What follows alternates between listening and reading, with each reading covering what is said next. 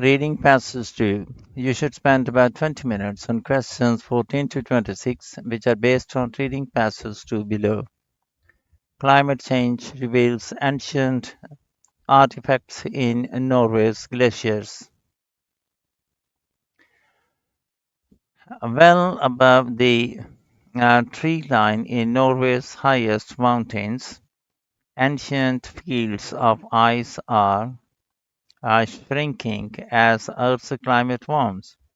As the ice has vanished, it has been giving up the treasures it has preserved in cold storage for the last 6,000 years. Items such as ancient arrows and skis from the Viking Age, Viking Age traders, and those artifacts have provided archaeologists with some surprising insight into how ancient Norwegians made their livings. Organic materials like textiles and hides are relatively rare finds at archaeological sites. This is because unless they are protected from the microorganisms they cause decay, they tend not to last long. Extreme cold is one reliable way to keep artifacts relatively fresh for a few thousand years, but once thawed out, and these materials experience degradation relatively swiftly. With climate change shrinking ice cover around the world, archaeologists need to raise the clock to find newly revealed artifacts and preserve them and study them.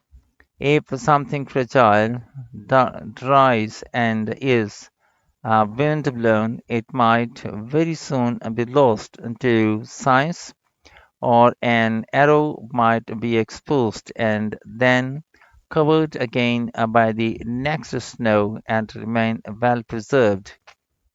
The unpredictability means that glacial archaeologists have to be systematic in their approach to fieldwork. Over a 9-year period, a team of archaeologists which included Lars Pilo of Auckland, Auckland County Council, Norway, and James Barrett of the McDonald Institute for Archaeological Research surveyed patches of ice in Auckland, an area of south-central Norway that is home to some of the country's highest mountains. Reindeer once congregated on these icy patches in the later summer months to escape biting insects, and from the late Stone Age, hunters followed. In addition, trade routes uh, threaded and through the mountain passes of Hopland, linking settlements in Norway and to the rest of Europe. The slow but steady movement of glaciers tends to destroy anything at the bases, so the team focused on stationary patches of ice, mostly above 1,400 meters. That ice is found amid fields of frost-weathered boulders, fallen rocks, and exposed bedrock that for 9 months of the year is buried beneath snow. Fieldwork is hard work, hiking with all our equipment, often camping on permafrost. but very rewarding. You are rescuing the archaeology, bringing the melting ice to wider attention, discovering a unique environmental history, and really connecting with the natural environment, says Barrett.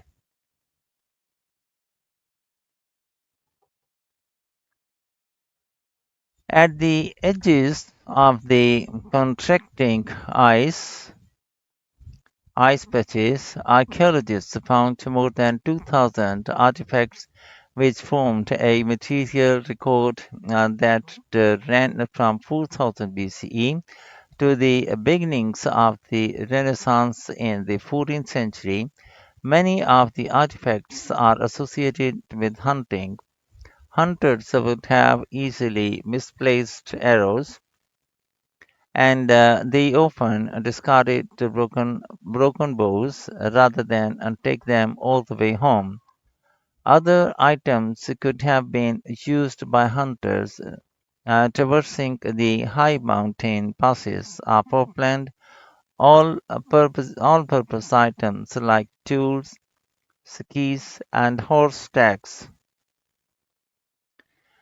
Barrett's team radiocarbon dated 153 of the artifacts and compared those dates to the timing of major equivalent changes in the region, such as periods of cooling and warming, and major social and economic shifts, such as the growth of farming settlements and the spread of international trade networks leading up unto the Viking Age. They found that some periods had produced lots of artifacts,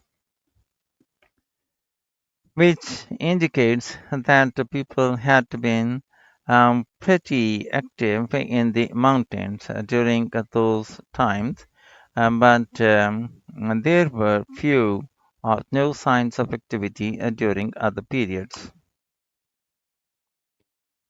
What was surprising, according to Barrett, was the timing of these periods. Uplands mountains present daunting terrain, and in periods of extreme cold, glaciers could block the higher mountain passes and make travel in the upper reaches of the mountains extremely difficult.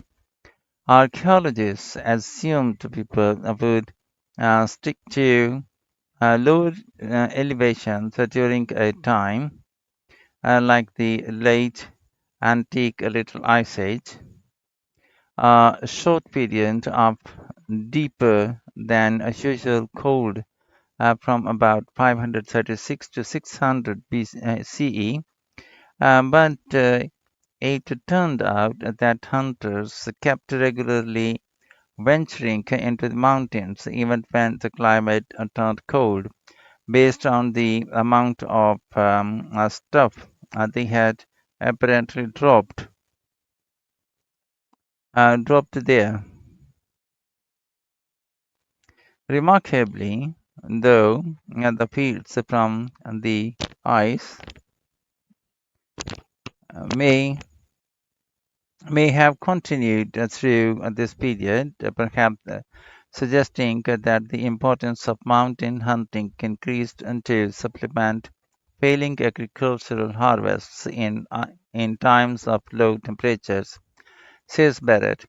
A colder turn in the Scandinavian climate would likely have meant widespread crop failures, and so more people would have depended on hunting to make up for those losses.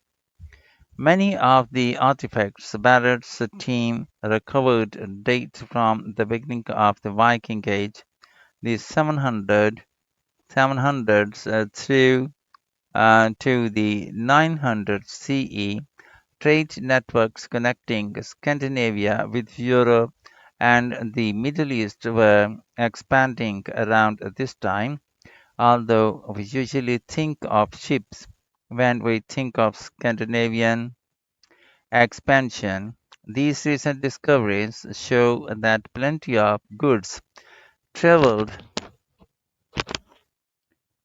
on overland routes like the mountain passes of Upland and growing northern towns, along with export markets, would have created a booming demand for hides to fight off the cold, as well as antlers to make useful things like combs. Business must have been good for hunters. Norway's mountains are probably still hiding a lot of history and prehistory in remote ice patches. When Barrett's team looked at the dates for their sample of 153 artifacts, they noticed a gap with almost no artifacts from about 3800 to 2200 BCE. In fact, archaeologists' finds from that period are rare all over Norway.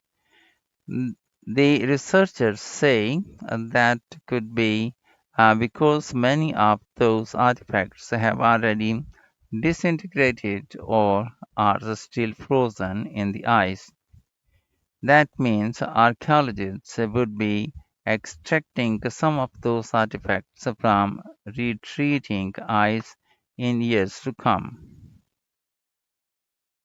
Questions 14 to 19. Reading Passage 2 has 8 sections A to H. Which section contains the following information?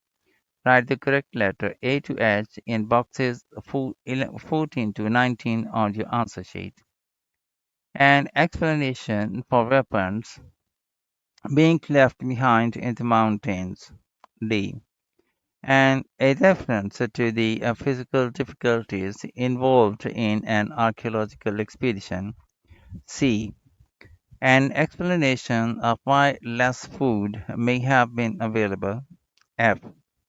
A reference to the possibility of future archaeological discoveries. G. Examples of items that would have been traded. H. A reference to the pressure archaeologists are under to work quickly. B. Questions 20 to 22. Complete the summary below. Choose one word only from the passage for each answer. Write your answers in boxes 20 to 22 on your answer sheet. Interesting finds at an archaeological site. Organic materials such as animal skins and textiles are not discovered very often at archaeological sites. They have little protection against microorganisms, which means that they decay relatively quickly.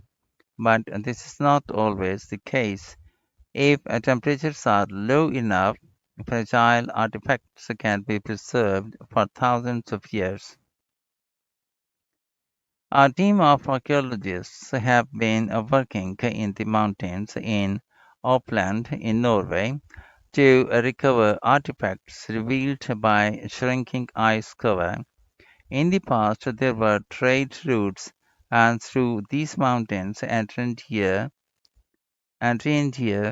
gathered there in the summer months to avoid being attacked by insects on a lower ground. The people who used these mountains left things behind, and it is those objects that are of interest to archaeologists. Questions 23 and 24. Choose two letters A to E. Write the correct letters in boxes 23 and 24 on your answer sheet. Which two of the following statements does the writer make about the discoveries of Barrett's team? Hunters went into the mountains even during period of extreme cold. The number of artifacts from certain time period was relatively low. Questions 25 and 26. Choose two letters A to E. Write the correct letters in boxes 25 and 26 on your answer sheet. Which two of the following statements does the writer make about the Viking Age? Hunters at this time benefited from an increased demand for goods. Vikings did not rely on ships alone to transport goods.